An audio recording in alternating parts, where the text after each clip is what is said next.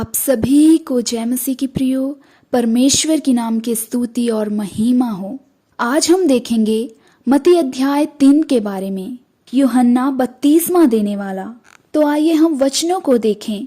उन दिनों में यूहन्ना बपतिस्मा देने वाला आकर यहूदिया के जंगल में यह प्रचार करने लगा, मन फिराओ, क्योंकि स्वर्ग का राज्य निकट आ गया है। यह वही है जिसकी चर्चा यशायाह भविष्यद्वक्ता के द्वारा की गई। जंगल में एक पुकारने वाले का शब्द हो रहा है कि प्रभु का मार्ग तैयार करो, उसकी सड़कें सीधी करो। यह यूहन्ना ऊंट के रोम का वस्त्र पहने था और अपने कमर में चमड़े का कटिबंध बांधे हुआ था। उसका भोजन टिड्डियां और वन मधु था। तब यरूशलेम और सारे यहूदिया और यरदन के आसपास के सब स्थानों के लोग उसके पास निकल आए। उन्होंने अपने अपने पापों को मानकर यरदन नदी में उससे बपतिस्मा लिया। जब उसने बहुत से फरीसियों और सदूकों को बपतिस्मा के लिए अपने पास आते देखा तो उसने कहा, हे सांप के बच्चों, तुम्हें किसने जता दिया कि आने वाले क्रोध से भागो? इसीलिए मन फिराओ के योग्य फल पाओ और अपने अपने मन में यह ना सोचो कि हमारा पिता अब्राहम है, क्योंकि मैं तुमसे कहता हूँ कि परमेश्वर इन पत्थरों से अब्राहम के लिए संतान उत्पन्न कर सकता है। अब कुल्हाड़ा पेड़ों की जड़ पर रखा हुआ है, इसीलिए जो जो पेड़ अच्छा फल नहीं लाता वह कांटा और आग में झोंका जाता है।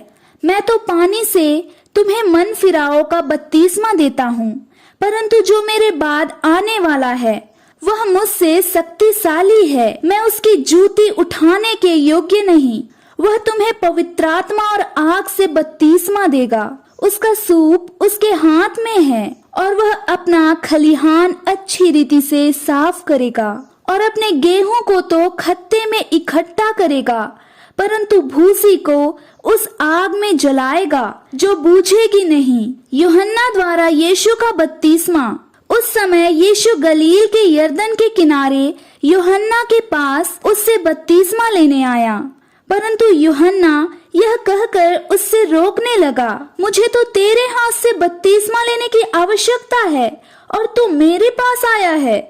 यीशु ने उसको यह उत्तर दिया, अब तो ऐसा ही होने दे, क्योंकि हमें इसी रीति से सब धार्मिकता को पूरा करना उचित है।